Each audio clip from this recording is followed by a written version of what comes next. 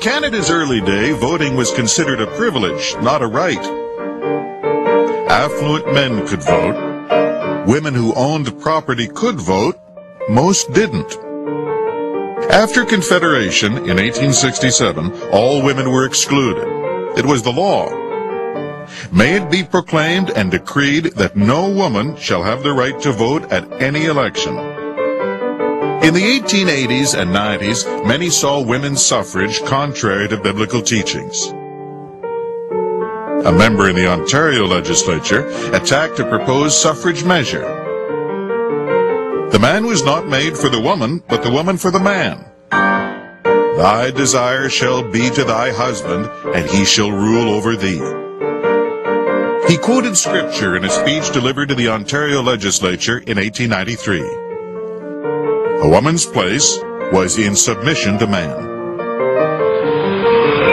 Every year between 1905 and 1916, a bill to give women the vote was introduced in the Ontario legislature. It was greeted with laughter and scorn. The Premier of Ontario, James Whitney, in 1911 said, "Women's suffrage is a matter of evolution, and evolution is only a working out of God's laws. For this reason, we must not attempt to hurry it on."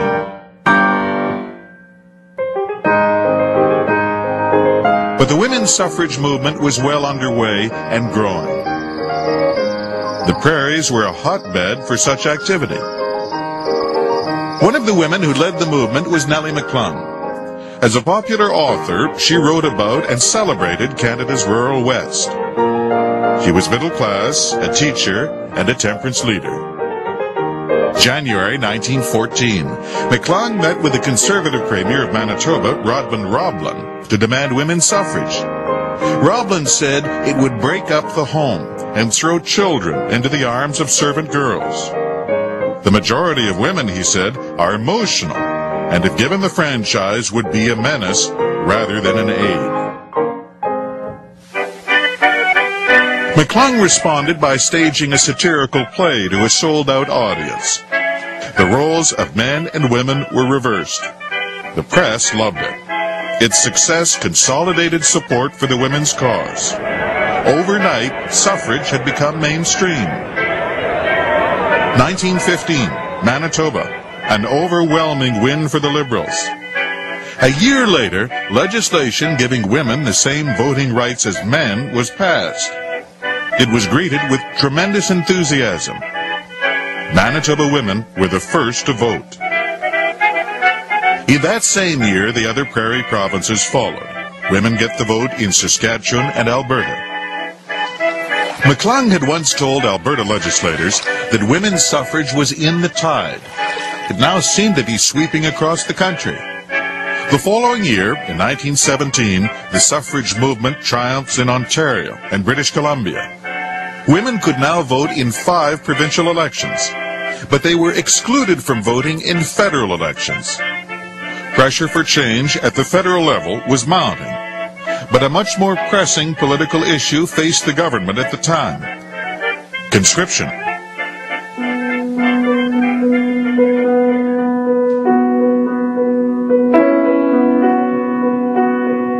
The Great War had dragged on for 3 years.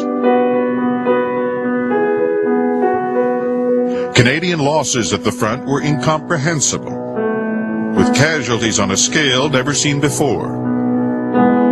Soldiers and politicians soon realized there would be no quick end, and men stopped volunteering.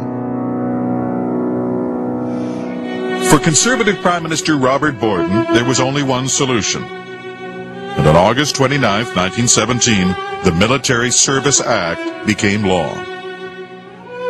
It allowed Borden to conscript men across the country.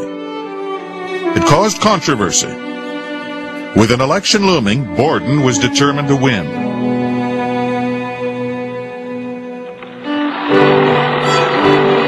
Two new laws were introduced, both a transparent effort to increase the number of electors who would vote for Borden's government. These laws inadvertently benefited women.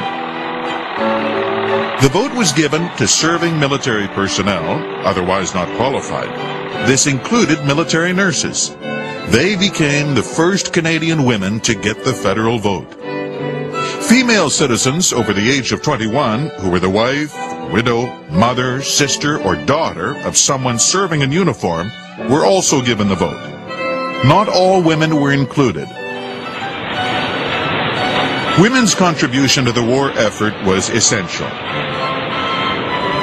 R.B. Bennett, a young conservative member of Parliament from Calgary, remarked that though he had not been favorably disposed toward votes for women in pre-war years, women's heroic exertions in the national crisis had won him completely to their cause.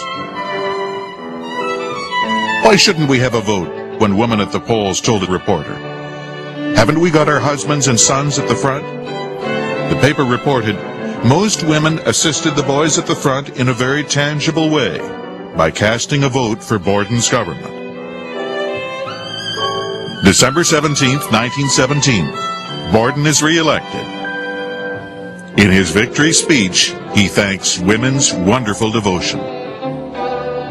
3 months later, his government introduces a bill to provide the vote for all women. Uniform suffrage for women across Canada. The provinces would only determine the qualifications for men. One paper reported the proposed bill was eminently fair and just, and that Borden, though a late recruit to the suffrage cause, was an out-and-out one.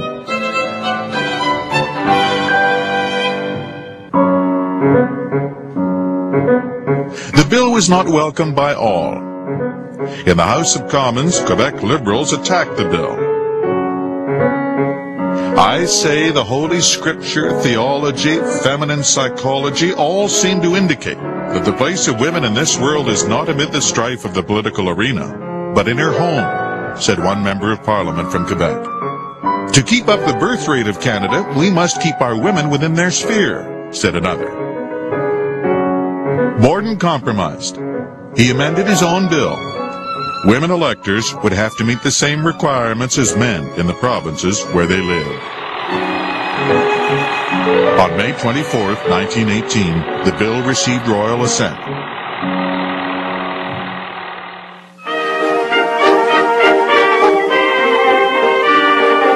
The Dominion Elections Act of 1920 brought further advancements. Women over the age of 21 could vote in federal elections, regardless whether they had the right to vote in provincial elections. Not all women were included. Immigrants of Asian origin and their descendants, certain religious groups, Inuit and Aboriginal peoples were excluded. It was a struggle, never a fight, wrote Canada's first female senator. It wasn't until 1960 that the simple act of voting, once a privilege, finally became a right for all women.